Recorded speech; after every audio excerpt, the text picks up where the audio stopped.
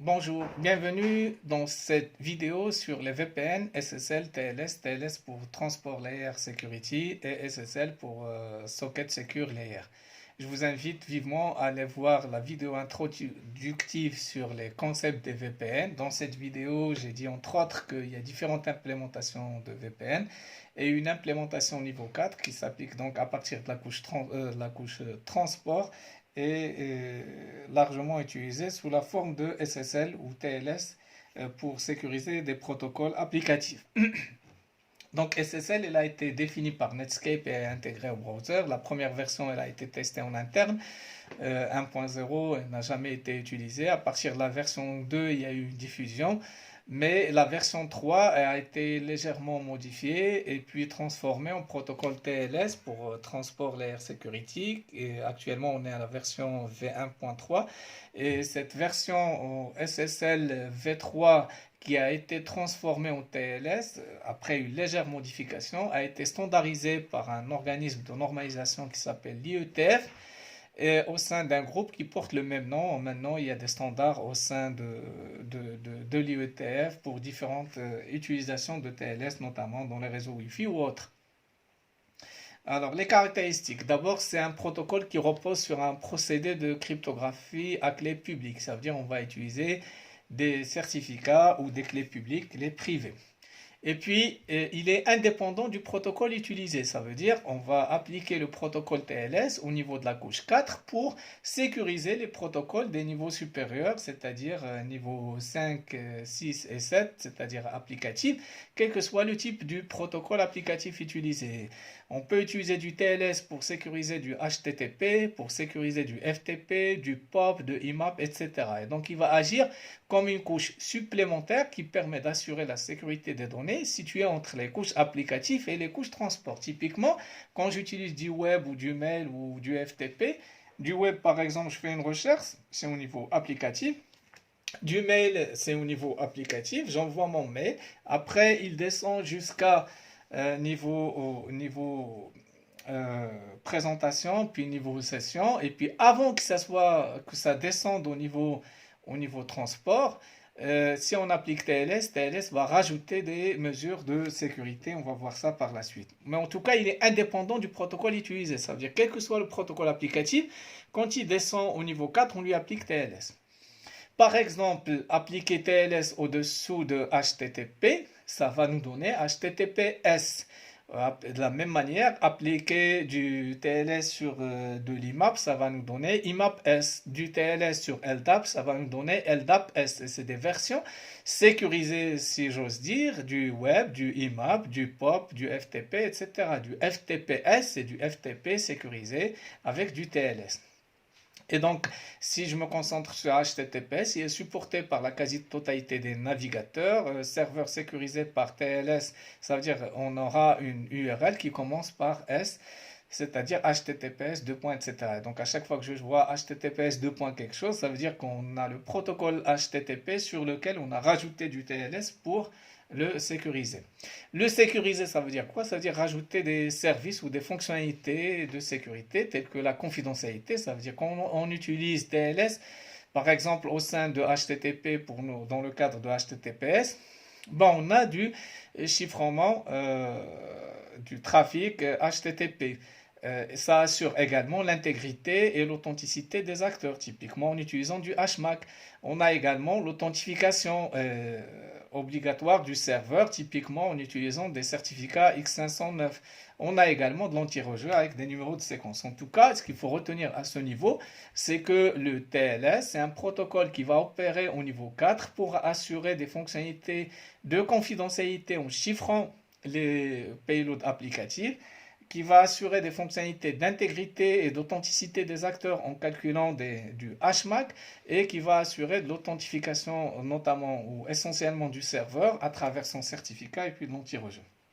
Ici, c'est juste pour vous dire que le SSL, il vient au-dessus du protocole TCP, c'est-à-dire niveau 4.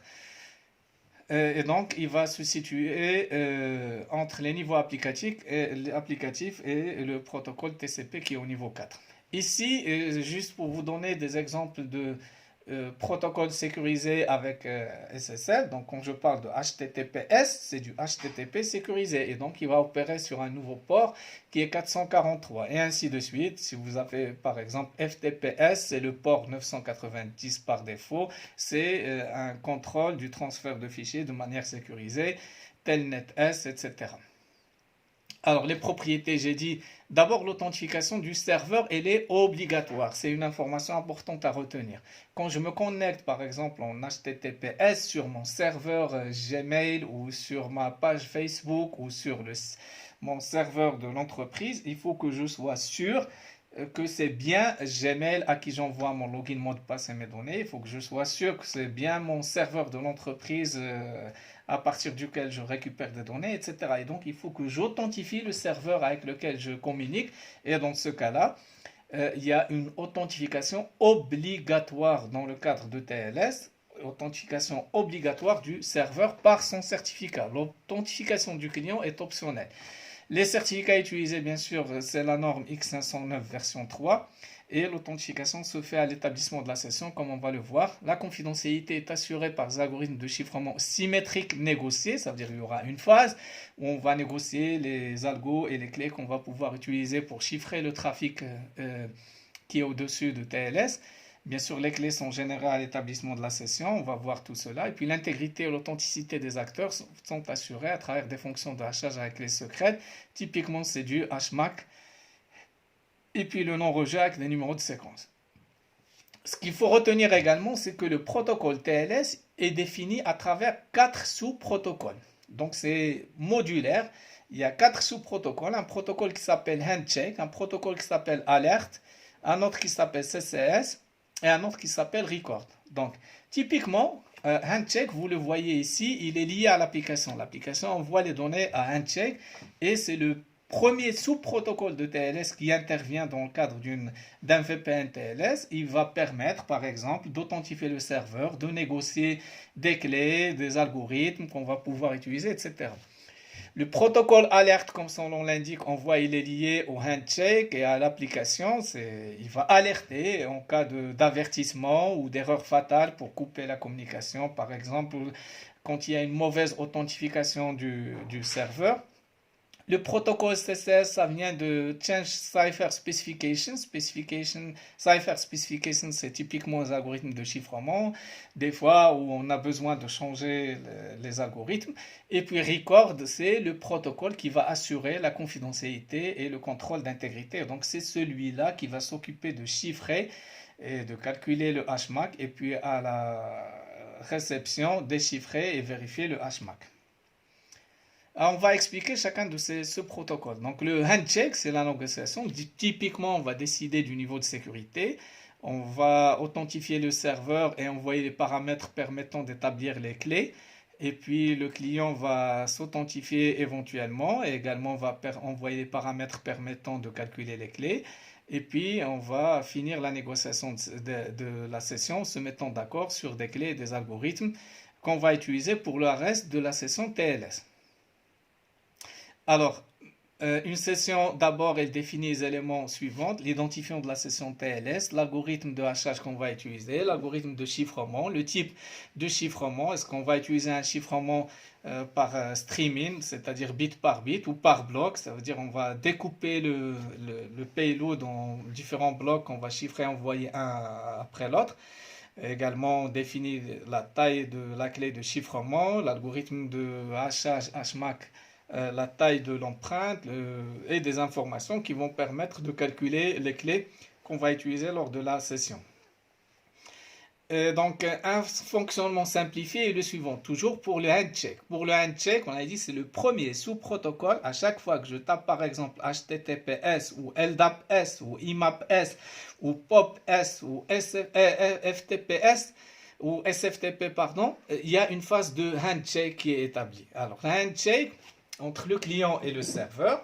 Donc le client, il va se connecter. Supposons je tape HTTPS. Donc typiquement, je me connecte au serveur. Si je tape https://gmail.com, je me connecte à un des serveurs de Gmail et je lui demande de s'authentifier. C'est-à-dire moi, client, je demande au serveur de me prouver qu'il est bien Gmail ou qu'il est bien Facebook ou autre. Et par la même occasion, je lui envoie la liste des mécanismes cryptographiques ou des algorithmes cryptographiques que je supporte. Moi, client, par exemple,